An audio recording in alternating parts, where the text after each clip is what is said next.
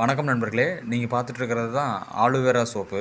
நூலாலை பணியாளர்களுக்காக இப்போ இந்த aloe vera soap பார்த்துட்ருக்கீங்க. நூலாலை பணியாளர்களுக்காக தயார் பண்ணியிருக்கிறோங்க. சென்ற வாரம் ஞாயிற்றுக்கிழமை போயிட்டு அவங்களுக்கான ஒரு ரெஃப்ரெஷல் ட்ரைனிங் கொடுத்தோம். ஸோ அவங்களோட ரெக்யூர்மெண்ட்டாக